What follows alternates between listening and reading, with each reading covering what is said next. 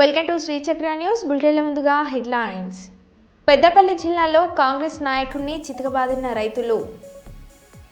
Warangal railway స్టేషన్ను సందర్శించిన దక్షిణ మధ్య railway GM Arun Kumar Jain. Ramagundam municipal కార్యాలయం సమీపంలోని అంబేద్కర్ చౌరస్తా వద్ద కాంగ్రెస్ పార్టీ నాయకుల ఆందోళన. పదవులు కేటాయించాలని లంబాడీ హక్కుల పోరాట సమితి రాష్ట్ర అధ్యక్షుడు కైలాష్ నాయక్ డిమాండ్. రిక్షా కార్మికుల సమస్యలను పరిష్కరించండి అంటూ కమిషనర్కు వినతి పత్రం ఇచ్చిన నాయకులు.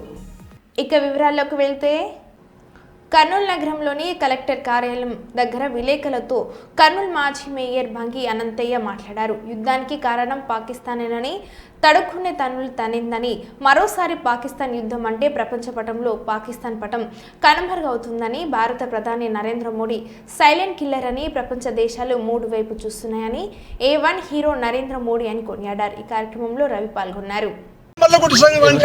ఇప్పుడు అన్ని ఇస్త్రీ చేసి పెట్టినావా? వార్త పెట్టింది కదా. అప్పుడు మన జనాభా ఎంత? 140 కోట్లు. మనం అందరం కలిసి ఉంపించే దాంట్లో కొట్టుకుపోతుంది పాకిస్తాన్. చెప్పాల్సిన పనిలే పాకిస్తాన్ది. అందుకోసమే ఎప్పటికైనా జై భారత్ అన్నట్టు మనదంతా కలిసి భారత మాతకు జై. ఇండియా పాకిస్తాన్ యుద్ధం జరుగుతుంది. ఈ యుద్ధానికి కారణం ఎవరు? ముఖ్య కారణము పాకిస్తాన్ నాయకులు. కడుక్కొని తను తింటారు నాయకులు. ఒరే తిన్నీకే తిండి లేదు, మీకు ఎందుకురా యుద్ధము? ఒరే తిన్నీకే మెతుకులు లేవు, మీ శాలకు సంపంగి నూనె అన్నట్టు మీకు ఎందుకమ్మా యుద్ధం? మీ వద్ద ఏముంది? తాడు లేదు, తలుగు లేదు. కనీసం యుద్ధం ట్యాంకులకు డీజిల్ పోసుకునే ఖర్చు డబ్బులు కూడా లేవు మీ వద్ద. మీ దేశంలో ప్రజలు అన్నమో రామచంద్ర అని అల్లాడిపోతున్నారు. కానీలే మీరు మన కాశ్మీర్కి వచ్చి హిందువులని పేరు చెప్పి చంపారే, అదే పాకిస్తాన్లో మా హిందువులు లేరా? ఆర్దంపాలు తింటారా గాడిద నాయండారా? ఈడికొచ్చి బొట్టు చూసి పేరు అడిగి కాల్చడానికి ఎంత దుర్మార్గం న్యాయం. మీకు పోయే కాలం వచ్చింది. ఈడ ఎవరు తెలుసా? Narendra Modi silent killer. మీ పాకిస్తాన్ని నాశనం చేస్తాడు ఆయన. అయ్యా మేము మీ జోలికి వచ్చామా? మీరు మా జోలికి వచ్చి అదే తడుకొని తన్నులు తినే ఆయనలు తడుకునేది తన్నులు తినేది ఆ టైప్ అన్నమాట. అందుకోసం ఫ్యూచర్లో మీరు ఎప్పుడే కానీ మా జోలికి వస్తే మాత్రం నరేంద్ర మోడీ గారు రెడీగా ఉన్నారు. ఈరోజు 50,000 కోట్లు సైన్యం దానికి ఖర్చులకు డబ్బు శాంక్షన్ చేసినాడు. ఈ ట్రంప్ మాట్లాడుతున్నాడు, పిచ్చోని చేతికి రాయిచ్చే ట్రంప్. పిచ్చోని చేయికి వానికి రాయిస్తే అంటే జీవనికంటే వాడిని కొడతాడు. ఏందయ్యా రోజుకు ఒక మాట మాట్లాడుతావు? నువ్వేం చేసావయ్యా? నువ్వు ట్రంప్ అయితే ఏం చేసావు నువ్వు మమ్మల్ని? నేను ఈరోజు చూసా ప్రపంచ దేశాల్లో A1 హీరో నరేంద్ర మోడీ. ఈరోజు ప్రపంచ దేశాల్లో నరేంద్ర మోడీకి వెళ్ళి చూస్తున్నాయి.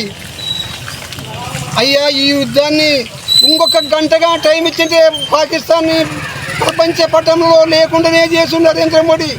ఒక్కటే గంట టైం ఇచ్చింటే కాళ్ళు మొక్కుతారు నా అందరం మళ్ళీ కొట్టాడుకోసం. ఎందుకు నీకు ఊకే ఉండి నరేంద్ర మోడీని అడుక్కొని ఇదే టర్కీకి భూకంపం వస్తే ఒక టూ ఇయర్స్ కింద ఎంత సాయం చేసినాడు టర్కీకి నరేంద్ర మోడీ. మందులు, ఫుడ్ ప్యాకెట్, సర్టిఫికెట్లు, ధాన్యము, డబ్బు ఇచ్చినాడు. ఈరోజు టర్కీ మనకు ఎదురు తిడుతుంది. అదేం ధర్మమేనా? అందుకోసం భూకంపం వచ్చి నాశనం అయిపోతారు నా ఎంత నెలలు. ఆ నెలలో భూకంపం వచ్చిందాడా? అదే కాదు అయ్యా, బంగ్లాదేశ్కు మీకు పాకిస్తాన్ నుంచి విడదీసి సపరేట్ చేసి మీకు సర్వహక్కులు కలిగించిన మన భారతదేశానికి నువ్వు కూడా ఎదురు తిరగతోడమైనావా? నువ్వు ఎంత బంగ్లాదేశ్ తుకడా.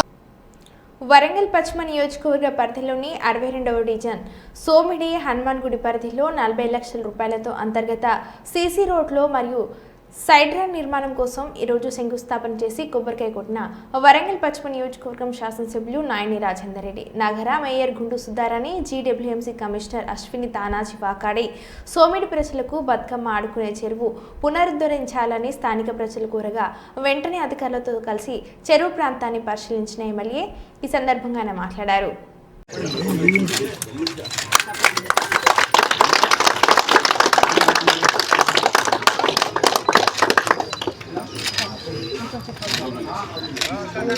కొద్దిగా లైన్లో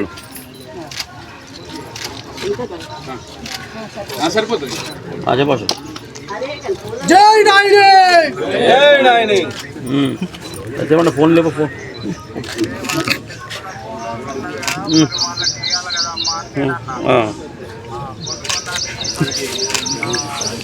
ఓకే ఓకే సార్ కొంచెం మళ్ళీ మాట్లాడతాం లైన్లో.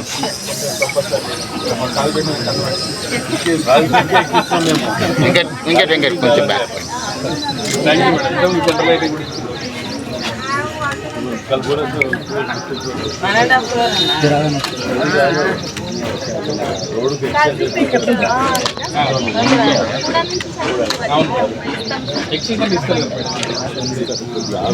అరవై 62వ డివిజన్ కాజీపేటలో వాళ్ళ రోడ్లకు, డ్రైనేజీలకు మరియు ఇక్కడ బతుకమ్మ ఆడటానికి ఉన్నటువంటి స్థలంలో దీన్ని రాబోయే రోజులలో ఇబ్బంది లేకుండా చేయటానికి మరియు కాజీపేట పోలీస్ స్టేషన్ నుంచి సోమిడి అవతరి వరకు ఉన్నటువంటి రోడ్డు సగం కంప్లీట్ అయింది. మిగతా వాటికి కూడా కమిషనర్ గారు, మేయర్ గారు, కమిషనర్ గారు వాటిని అన్నీ కూడా మేము పరిశీలించడం జరిగింది. సుమారు 40 లక్షల రూపాయల రోడ్డుకు ఇలా శంకుస్థాపన కూడా చేయడం జరిగింది. మరి గతంలో మేము మొదటికేలి చెప్తున్నాం, కాజీపేటని నిర్లక్ష్యం చేయబడినది అని మేము గత 5-6 ఏళ్ళకెళ్ళి మొత్తుకుంటూనే ఉన్నాం. ఎంతసేపు కాజీపేటలో ఉన్న వాళ్ళని ఓటు బ్యాంకుగా యూజ్ చేసుకొని వారికి భ్రమలలో పెట్టుకుంటూ అడ్డదారిలో వచ్చింది తప్ప ఏ రోజు అభివృద్ధికి నోచుకోలేదు. కాజీపేటని పూర్తి స్థాయిలో అభివృద్ధి చేయటానికే మేము డిసైడ్ అయిపోయి ఇవాళ మీరు చూడండి, కాజీపేట బస్టాండ్ గురించి కానివ్వండి, కాజీపేట బ్రిడ్జ్ గురించి కానివ్వండి, ఇవాళ సోమిడి రోడ్డు 40 ఏళ్ళ కింద పోసినటువంటి రోడ్డు. ఇవాళ అంత మంచి రోడ్డు రోడ్డు వైండింగ్ కూడా దానికి ఇంత పర్సంటేజ్ని దానికి ఆలోచన చేస్తున్నాం. సోమిడి రోడ్డు మెయిన్ రోడ్ ఎంతో ఉపయోగపడే రోడ్ ఇది. మనం బైపాస్ రోడ్డు పోయటానికి కూడా ఇది మెయిన్ రోడ్ కిందకి ఉపయోగపడే రోడ్డు. కాజీపేట షార్ట్ కట్ అయిపోతాయి రోడ్డు. కాబట్టి ఇట్లాంటి వాటి మీద కాన్సన్ట్రేట్ చేసుకుంటూ ఇవాళ మేము శంకుస్థాపనలు చేసుకుంటూ కొత్త వాటికి విజిట్ చేసి ఏది ఎక్కడ డెవలప్ చేయాలనే ఆలోచనతోటి 62వ డివిజన్ కానివ్వండి, 63వ డివిజన్ కానీ కార్పొరేటర్లు కూడా వాళ్ళందరూ కూడా పాల్గొనడం జరిగింది. వీటిని పూర్తి స్థాయిలో కాజీపేటని ఇప్పుడేం ఎలక్షన్స్ లేవు మాకు, మేము చేయడానికి అలా కొబ్బరికాయలు కొట్టడానికో ప్రారంభించడానికో. మేము గతం తిరిగా కొబ్బరికాయలు కొట్టి వదిలిపెట్టే వాళ్ళం కాదు. కొబ్బరికాయలు కొట్టిన ఎన్ని రోజులలోనే వర్క్ కంప్లీట్ చేసి చూపించే బాధ్యత మాదని చెప్పి మేము చెప్పాం. కూటమి ప్రభుత్వం ఏర్పాటుకు పాటుపడిన గిరిజనులకు ముఖ్యమంత్రి చంద్రబాబు నాయుడు రాష్ట్ర స్థాయి నామినేటెడ్ పదవులు కేటాయించాలని లంబాడీ హక్కుల పోరాట సమితి రాష్ట్ర అధ్యక్షుడు కైలాష్ నాయక్ కోరారు. గిరిజనుల సమస్యలపై కర్నూలులోని డ్రైవర్స్ అసోసియేషన్ కార్యాలయంలో గిరిజన బంజారా ముఖ్య నాయకుల రౌండ్ టేబుల్ సమావేశం నిర్వహించారు. ఈ సందర్భంగా రాష్ట్ర అధ్యక్షుడు కైలాష్ నాయక్ మాట్లాడారు. రాష్ట్ర అధ్యక్షునిగా కొనసాగుతున్నాను.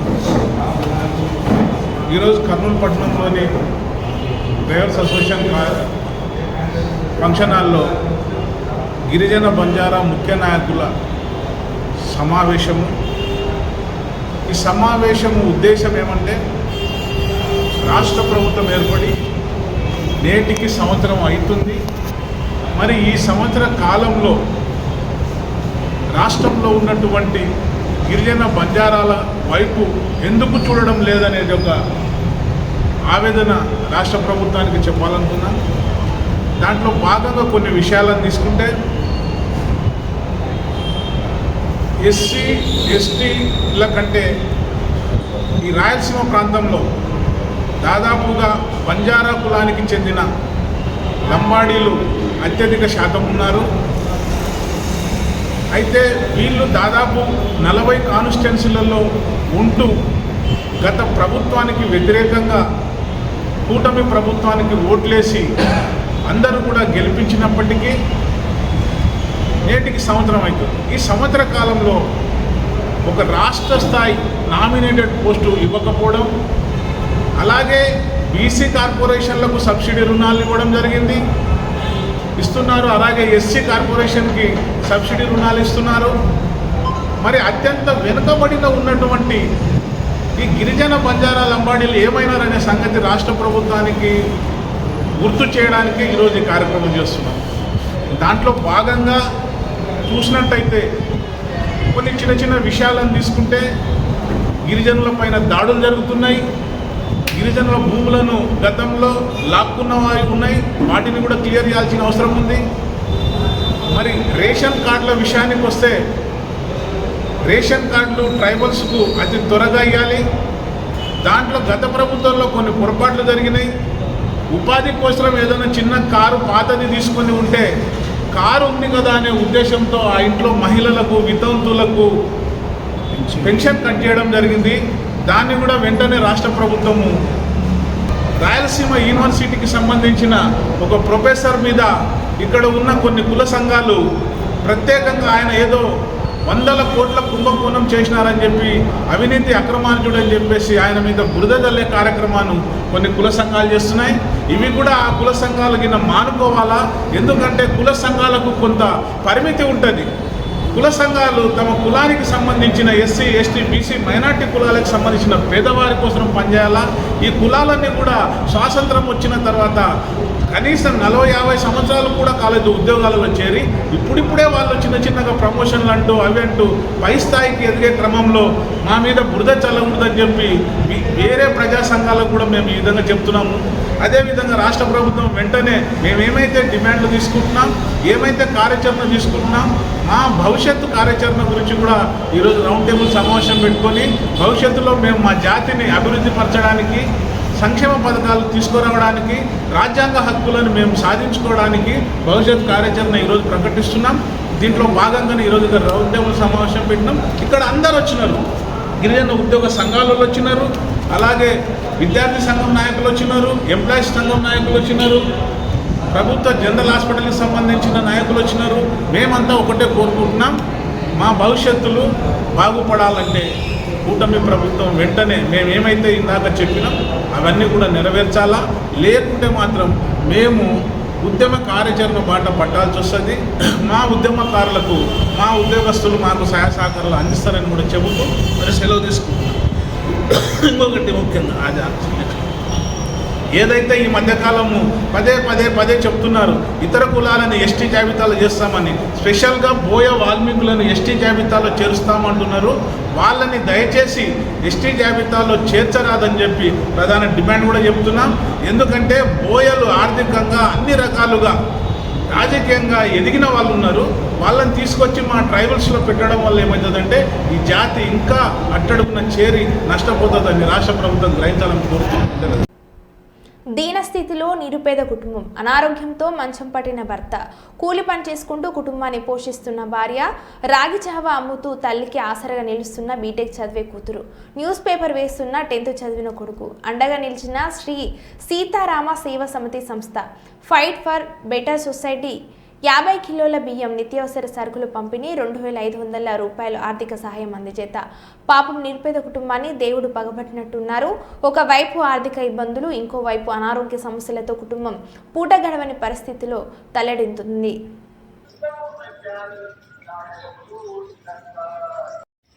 గోదావరికని పారిశ్రామిక ప్రాంతంలోని మార్కండేయ కాలనీలోని ఒక నిరుపేద కుటుంబం ఇంటి యజమాని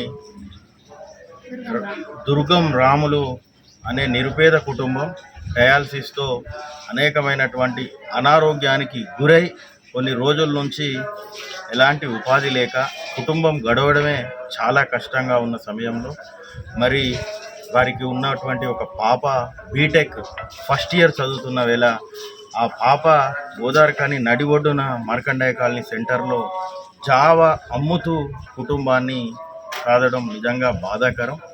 మరొక బాబు కూడా 10th క్లాస్ మొన్ననే ఫస్ట్ క్లాస్లో పాస్ అవ్వడం జరిగింది.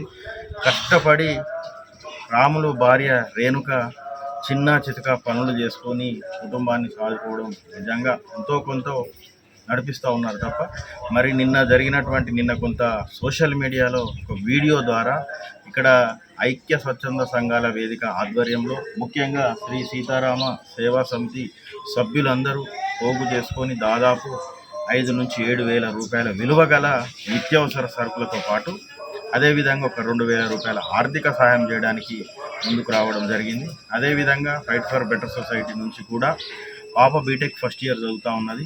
ఆ పాపకు సంబంధించి సెమిస్టర్ ఫీజు కూడా మా ఫైట్ ఫర్ బెటర్ సొసైటీ ద్వారా ఆ పరీక్ష ఫీజులు కూడా ఎప్పుడైతే ఉంటే ఆ సెమిస్టర్కి సంబంధించిన ఫీజులు కూడా మేము ఏర్పాటు చేస్తూ ఉంటాం. అదేవిధంగా వారికి కావలసినటువంటి అవసరాలు మాకు దోచిన సాయంగా మేము చేస్తూనే ఉంటాం. అదేవిధంగా ఈ ప్రాంతంలో ఉన్నటువంటి వివిధ వర్గాల వ్యాపారులు కానివ్వండి, ప్రజాప్రతినిధులు కానివ్వండి, ఇతర వర్గాలు వారికి తోచిన సహాయం చేసి ఆ కుటుంబాన్ని ఆదుకోవాలని ప్రతి ఒక్కరిని ఇక్కడ ఉన్నటువంటి ఐక్య స్వచ్ఛంద సంఘాల వేదిక ద్వారా మేము విజ్ఞప్తి చేస్తాము. ఇక్కడ మార్కండేయ కాలనీ ఈ ప్రాంతంలో దుర్గం రాములు అనే అతనికి పక్షాతం వచ్చి కాలు చేయి పడిపోయి బ్రెయిన్ మెదడు గడ్డ కట్టి బ్లడ్ మళ్ళా కిడ్నీ ప్రాబ్లం తోటి తను బాగా ఇబ్బందుల్లో ఉండడానికి మాకు తెలిసింది. సోషల్ మీడియాలో పెట్టడం చూసి మేము ఈరోజుకి రావడం జరిగింది.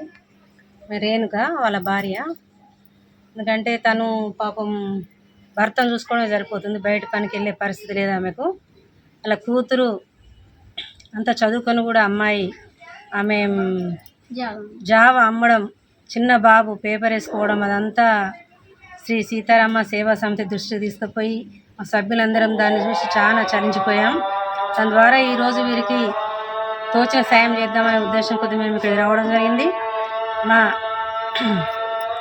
మేము తెలపడంతో తమ్ముడు దినేష్ గారు, అన్న గౌస్బాయ్, లెనిన్, రమేష్, మా సభ్యులు పంది సుజాత గారు, రాజేశ్వరి గారు, మేమంతా రావడం జరిగింది. వీరికి పిల్లలకి మంచి భవిష్యత్తు ఇచ్చి వీళ్ళ భర్త ఆరోగ్యం మంచి కూడబడి మంచి ఉండాలని కోరుకుంటూ భగవంతుడు వీళ్లకు మంచి ధైర్యాన్ని ఇవ్వాలని మనస్ఫూర్తిగా కోరుకుంటూ ఇక ముందు కూడా వేరే స్వచ్ఛంద సంస్థలు కానీ నాయకులు కానీ అధికారులు కానీ ఎవరైనా స్పందించి వీరికి కొంత సాయం చేయాలని కోరుకుంటున్నాను. ధన్యవాదాలు.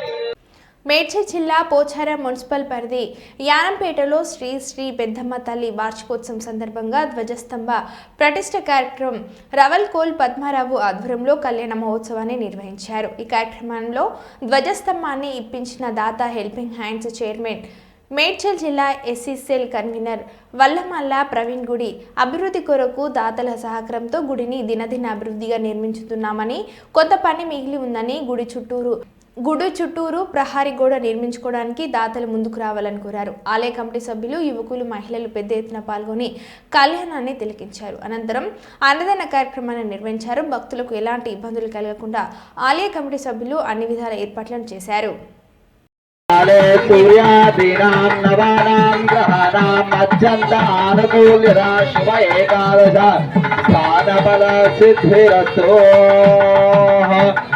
सुमुहूर्तोऽस्तु मांगल्य गौरी देवताभ्यो नमः.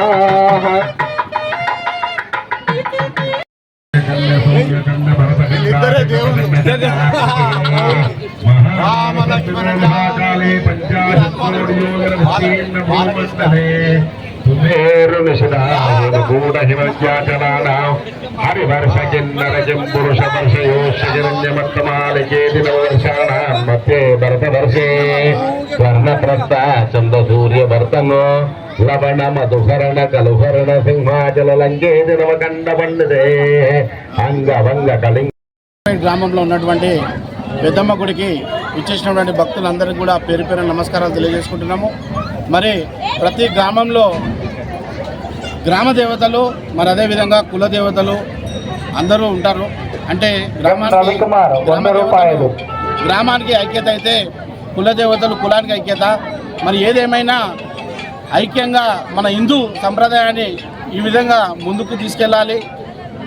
అదేవిధంగా పెద్దమ్మ తల్లి ఆశీర్వాదాలు ఇక్కడ వచ్చినటువంటి భక్తులందరికీ కూడా ఉండాలని చెప్పేసి సెలవు తీసుకుంటున్నాను. నమస్తే. గజస్తంభం అనేది అడిగితే నేను ఇమీడియట్గా అన్న నేను ముందుకుండి చేస్తా, కావాలంటే చేస్తా. అండ్ ఈ గుడి ఏ విధంగా అయినా కూడా మన గుడి చాలా పెద్ద చేసుకొని వేలకు మంది మన సిటీ నుంచి మళ్ళీ హైదరాబాద్ నుంచి ఊర్ల నుంచి జనాలు తరలిచ్చి దావత్లు చేసుకొని అమ్మవారిని ఇంకా పెద్ద చేసుకొని మన ప్రజలందరూ దేవుణ్ణి మొక్కుకొని అందరి ఇల్లు. నేను ముద్రా సంఘం అధ్యక్షులు గన్నంపేట్. ఈ యొక్క ఆలయ చైర్మన్గా కుశంగల ఈశ్వర్ గారిని సురేందర్ గౌడ్ 500 రూపాయలు. ఆధ్వర్యంలో వాళ్ళకు ఒక కమిటీ చేసినాము, 5 మంది కమిటీతోనే ఈ గుడిని డెవలప్ చేయాలని ఎంతో ఆశతో దగ్గర ఉంది కాబట్టి చాలామంది స్పాన్సర్స్ 30 లక్షల వరకు ఇస్తే మేము గుడిని అభివృద్ధి చేసినాం, మేము ఒక్కలమే చేయలేదు.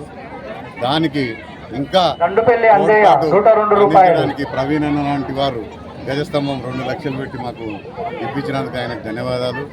ఇక్కడ ఇంత క్రమశిక్షణగా ఈ కార్యక్రమాన్ని జరగడం కారణం ముద్రాజ్ కమిటీ వాళ్ళు తీసుకున్న నిర్ణయానికి నేను కట్టుబడి ఉన్నాను. వాళ్ళ యొక్క కష్ట నష్టాలను ఈ దేవత మంచిగా చూసుకోవాలని, గ్రామస్తులను బయట నుంచి వచ్చిన జనానికి కూడా ఆశీర్వాదం ఇవ్వాలని నేను మా యొక్క సంఘం తరఫున కోరుకుంటున్నాను. ఇంకా అభివృద్ధి చేయడానికి చాలా ప్రయత్నం చేస్తున్నాము. కాంపౌండ్ వాళ్ళు, తర్వాత అమ్మవారి పోచమ్మ గుడి టెంపుల్ మేము నిన్ననే పంతులు చెప్తే పక్కకు పారేసిరు, అట్లా వాడేయకూడదు, దేవతను ఎప్పుడైనా నిలుపుకోండి, ఇక్కడ ఎవరన్నా పూజలు చేసుకుంటే పక్కకు చేసుకోవచ్చు అమ్మవారి దగ్గర కాకుండా అని నెలకొల్పడం జరిగింది. దీనికి అంత సహాయ సహకారాలు చాలామంది ఇచ్చారు, పేర్లు నాకు తెలియదు. వాళ్ళకి ఒక పాదాభివందనం చేస్తూ నేను మీరంతా మంచిగా ఉండాలని ఇక్కడికి వచ్చిన విలేకరులు, నాయకులు, ఇప్పుడే మా ఎంపీ గారు రావడం జరిగింది, ఎంపీ రాజేందర్ గారు అమ్మవారిని అప్పుడు ప్రతిష్ఠ ఇచ్చినప్పుడు జమున గారే వచ్చి ఈ గుడిని ఓపెన్ చేయడం జరిగింది. ఇప్పుడు మంత్రి మల్లారెడ్డి జరుగుతుంది. వీళ్ళందరి ఆశీర్వాదాలతో ఇంత జయప్రదమైనందుకు నేను మీ వచ్చిన ప్రెస్ వాళ్ళకు, టీవీ వాళ్ళకు అందరికీ పేరు పేరున ధన్యవాదాలు చెప్తున్నాను. జై వరంగల్ పశ్చిమ నియోజకవర్గం శాసనసభ్యులు నాయని రాజేందర్ రెడ్డి సహకారంతో నాయని విశాల్ మెమోరియల్ ట్రస్ట్ ఆధ్వర్యంలో ఈ నెల 18 నుండి ఆర్ట్స్ అండ్ సైన్స్ కాలేజ్ మైదానంలో నిర్వహించనున్న క్రికెట్ టోర్నమెంట్కు అన్ని ఏర్పాట్లు చేయడం జరిగిందని నిర్వాహకులు తెలిపారు. మైదానంలో జరుగుతున్న ఏర్పాట్లను పరిశీలించిన అనంతరం నిర్వాహకులు మాట్లాడుతూ యువత చెడు అలవాట్ల బారిన పడకుండా, జీవితాలను నాశనం చేసుకోకుండా క్రీడల పట్ల వారిని ఆసక్తిని పెంపొందించేందుకు ఇలాంటి క్రీడా పోటీలను నిర్వహించడం జరుగుతుందని కౌటిల్ రెడ్డి తెలిపారు. వరంగల్ పశ్చిమ నియోజకవర్గంలో హన్మకొండలోని ఆర్ట్స్ అండ్ సైన్స్ కాలేజ్లో రేపటి నుంచి ప్రారంభమయ్యే cricket tournament Nayani Vishal memorial foundation ద్వారా ఏర్పాటు చేయడం జరిగింది. ఉమ్మడి వరంగల్ జిల్లాలో ఉన్న 100కి పైగా టీంలు రేపు పొద్దున ఈ కార్యక్రమంలో పాల్గొనబోతున్నాయి. 10 రోజుల పాటు జరిగే ఈ కార్యక్రమంలో 105 టీంలు పైగా పాల్గొనబోతున్నాయి. మరీ ముఖ్యంగా యువతకి క్రీడల్ని దగ్గర చేసే విధానంలో భాగంగా నాయని విశాల్ మెమోరియల్ ఆధ్వర్యంలో ఈ కార్యక్రమం ఏర్పాటు చేయబడింది. దీంట్లో పార్టిసిపేట్ చేయడానికి టీంలన్నీ ముందుగానే రిజిస్ట్రేషన్ చేసుకొని ఉన్నాయి. రేపు పొద్దున 10ంటికి ఈ ప్రోగ్రాం ఆరంభం కాబోతుంది. ముఖ్య అతిథిగా వరంగల్ పశ్చిమ నియోజకవర్గ శాసనసభ్యులు గౌరవనీయులు నాయని రాజేందర్ రెడ్డి గారు హాజరవబోతున్నారు. ఈ కార్యక్రమం ఏర్పాటు చేయడం ద్వారా యువతకి ఒకటే సందేశాన్ని అందించడానికి మేమంతా టీం నాయని కృషి చేస్తున్నాము. డ్రగ్స్ అనేవి ఈరోజు ఈ సమాజంలో బాగా పెరిగిపోతున్న విషయం. దానివల్ల యువకులు కానీ, విద్యార్థులు కానీ, క్రీడాకారులు కానీ వాటికి అలవాటై బానిసై వాళ్ళ కెరీర్ కానీ, ఆరోగ్యాలు కానీ ఖరాబ్ చేసుకొని తప్పుదోబడుతున్నవి ఎన్నో సంఘటనలు మనం చూస్తున్నాం. అవి తప్పు. క్రీడల వైపు మీ ఆసక్తిని కానీ, ఆలోచనలు కానీ మళ్ళిస్తే దానిలో అద్భుతాలు చేసే అంత టాలెంట్ మన దగ్గర ఉంది. వాటిని ప్రోత్సహించడానికే ఇలాంటి కార్యక్రమాలు ఈరోజు ఎమ్మెల్యే నాయని రాజేందర్ రెడ్డి గారు తీసుకోవడం జరిగింది. కాబట్టి టీం నాయని తరపున ఈ కార్యక్రమాన్ని రేపు ప్రారంభించి జూన్ 2వ తారీఖున ముగించే ఏర్పాట్లలో ఉన్నాం. వరంగల్ రైల్వే స్టేషన్ను సందర్శించిన దక్షిణ మధ్య రైల్వే జీఎం అరుణ్ కుమార్ జైన్ 22వ తేదీ ప్రధానమంత్రి నరేంద్ర మోడీ వర్చువల్గా రైల్వే స్టేషన్ ప్రారంభించనున్న నేపథ్యంలో నేడు ఏర్పాట్లను పరిశీలించి అధికారులతో మాట్లాడిన దక్షిణ మధ్య రైల్వే జీఎం అరుణ్ కుమార్ జైన్.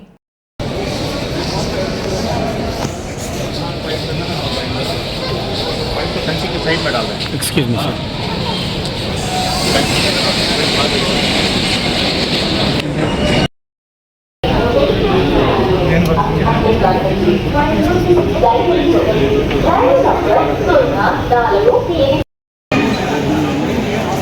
కాబట్టి శాంతిని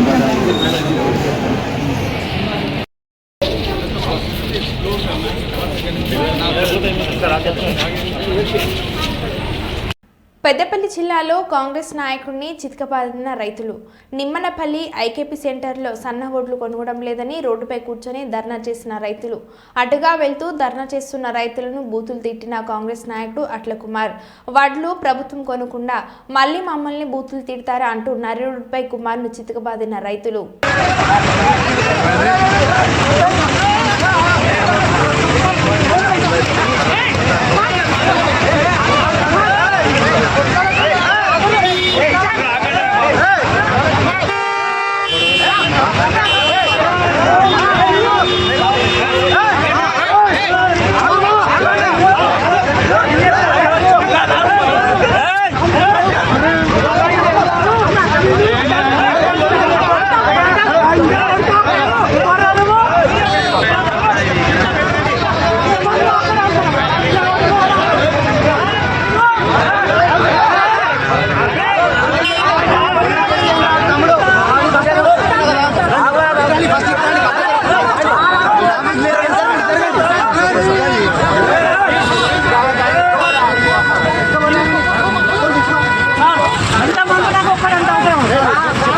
మరో బులెటిన్లో మళ్ళీ కలుద్దాం. Stay tune.